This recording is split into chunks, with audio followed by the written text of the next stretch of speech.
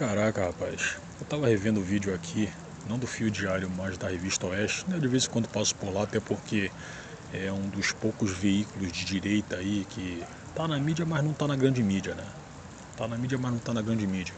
Aí então eu havia revisto o vídeo da despedida da Rosa Weber, lá do STF, onde ela havia elogiado bastante o Xandão, falando que quando eles foram lá na Papuda e na Colmeia, que obviamente são complexos presidiários lá de Brasília, eles haviam sido, não a Rosa Weber, né? Inclusive ela havia frisado que quem havia sido aplaudido pelos presidiários havia sido Xandão, né? Ele havia sido aplaudido, né? Ela inclusive relatou esse tipo de coisa como se fosse o que? Entre algo bastante normal, né? E com um certo orgulho, com uma certa alegria, né? Deu para sacar que ela não estava fingindo ali, né? E o Xandão, né, ficou todo pimpão e tudo mais, né, ficou um sorriso de orelha a orelha. É claro que ele sorriria diante dos amigos dele psicopatas, né, tão psicopatas quanto ele, né. Aí depois disso aí eu havia visto um vídeo que havia sido exibido lá pela Revista Oeste, né, que era uma entrevista com uma pessoa que havia sido presa pelos atos de 8 de janeiro. Ela havia relatado o porquê realmente do Xandão ter sido aplaudido lá na... Cara, não lembro exatamente se foi na Colmeia ou na Papuda. Eu sei que eles haviam passado por essas duas prisões aí, né? Só que ele havia sido aplaudido.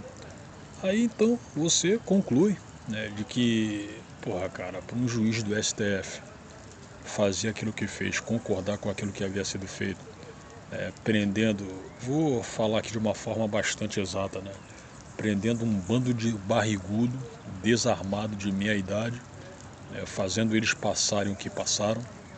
Inclusive, tanto essa entrevista dessa senhora aí, né, que havia sido presa, quanto outra entrevista, né, foram bastante reveladoras, né. Nessa segunda entrevista a qual eu havia visto, a Ana Paula Henkel havia ficado baqueada pra caramba, né, porque, segundo o que eu havia ouvido no relato lá ali, foi bastante chocante mesmo, bastante chocante, certo?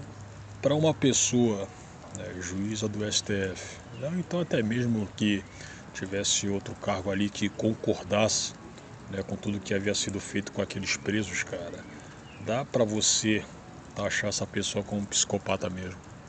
Dá para você taxar. Cara, eu até entendo, eu até havia pensado nisso aí alguns dias atrás, que o propósito do Xandão poderia ter sido igual ao do Jorge Soros, né? Que vou fazer algumas modificações no mundo aqui, né, por uma convicção pessoal minha, é tipo o que a presidente da Disney faz. Eu havia lido um site que ela joga lacração em filme animado, em filme live action que é da Disney, porque ela, né, supostamente teria duas filhas, crianças, que são pan e trans, certo? Então essa seria a razão pessoal da Disney, tanto, não é Disney, é Disney, tanto queimar dinheiro também. Só que eu havia visto recentemente que eles vão dar um tempo nas lacradas, né? Eles vão dar um tempo porque, porra, viram que, cara, a gente não pode, apesar dessas nossas convicções pessoais aí, a gente não pode ficar queimando tanta grana assim, cara. E eu acredito que se a gente continuasse, algumas parcerias não seriam feitas, né? Porque também não dá para você taxar que todas as empresas, as grandes empresas, estejam em conluio com a lacração.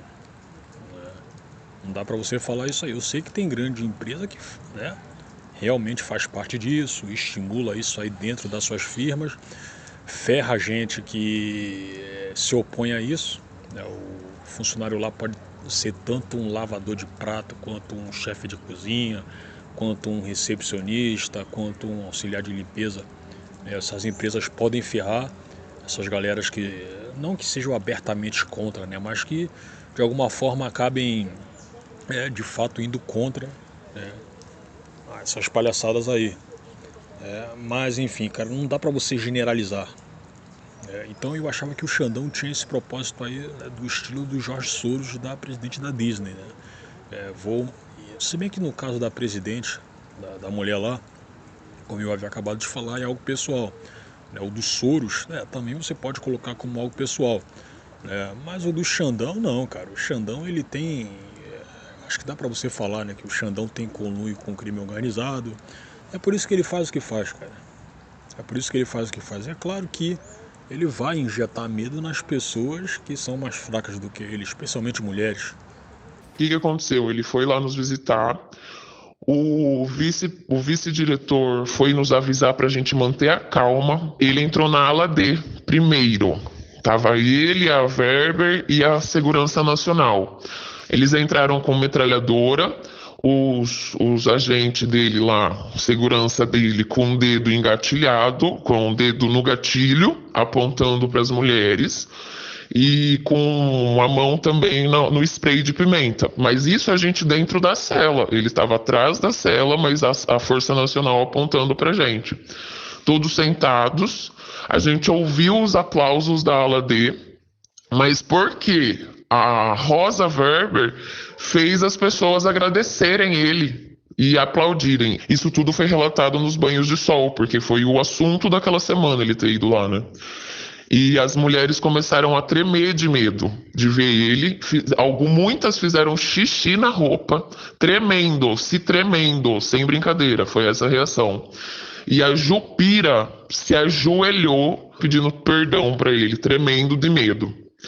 E antes dele, elas ouviram tudo, né, chorando. Ele entrou, ele viu o banheiro, que era um banheiro, viu os quartos, saiu dali. A Rosa Weber ficou falando um monte de coisa lá e falou para as meninas agradecerem ele, e ele saiu de lá aplaudido na aula dele. Só uma mulher falou assim: o meu Deus nos ensinou a orar pelos nossos inimigos.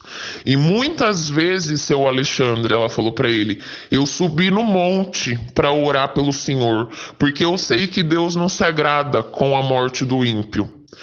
E muitas vezes eu subi no monte porque a palavra nos ensina a orar pelos nossos inimigos. Ele falou, muito obrigado, sabe? Ele agradeceu com aquela cara, com aquela pose soberba, com as duas mãos assim juntas, com aquela pose que ele faz para falar.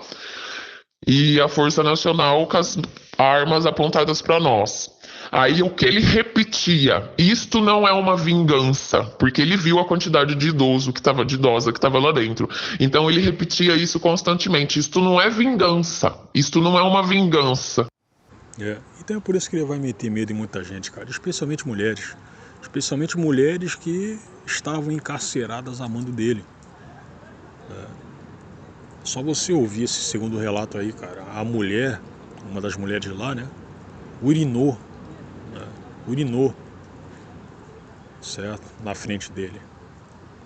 Então eu penso assim, cara, é por isso que gente como o Xandão, gente como o Jorge Soros não vão, e essa seria uma similaridade, né? É por isso que gente assim não vai ser facilmente abatida, certo? É por isso que não vai haver uma espécie de retaliação tão fácil assim contra ele. Primeiro porque metade do povo que não é de direita, né? Ou então até mesmo que seja anti-PT, que seja anti esses desmandos aí do STF, esses mandos e desmandos. É por isso que esse tipo de gente vai ficar com medo de fazer qualquer coisa, porque não quer ser preso. Eu até entendo que o medo da cadeia pode ser terrível. Eu entendo isso aí.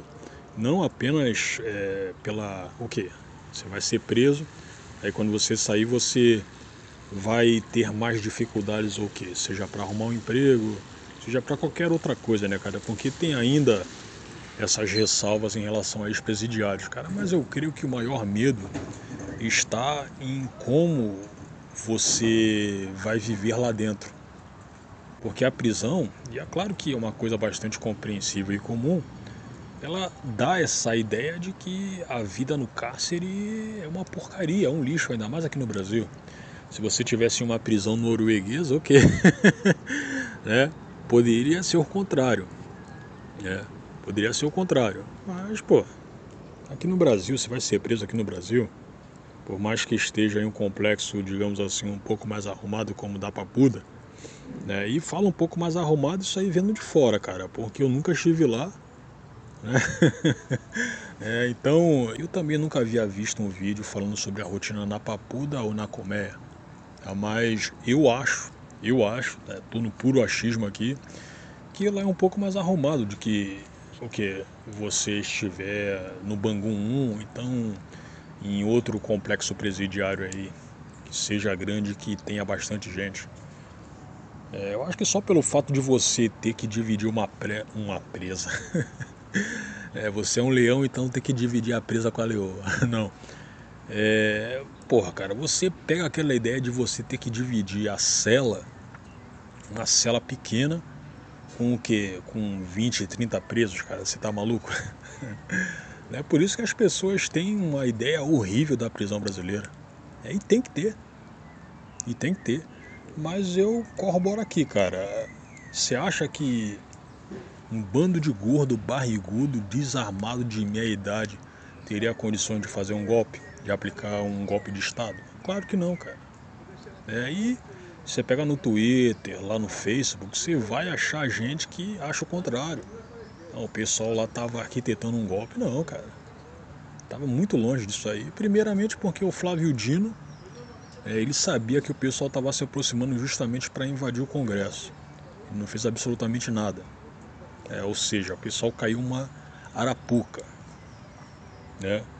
E ocorreu o que ocorreu, né? As prisões, prendeu idoso, ficaram muitos dias presos, né? E passaram por essas agruras aí, ditas nas duas entrevistas às quais eu havia visto. Então, a Rosa Weber, cara, é psicopata, cara. É psicopata. Eu acho que a essa altura do campeonato já dá pra você entender de que existem psicopatas na política. Você não acha que aquele Barroso também não é um psicopata, cara? Semana passada ele fez uma festinha aí, cara. Ele fez uma festinha com que ele agora é presidente do STF. Fez uma festinha lá, festinha entre aspas, né, cara? Foi totalmente o contrário. O cara deve ter o ego do tamanho da lua. Aí tu junta essa mulher, o Xandão, junta aquela Carmen Lúcia lá. Porra, essa galera não vale absolutamente nada, cara. Não vale nada, mano.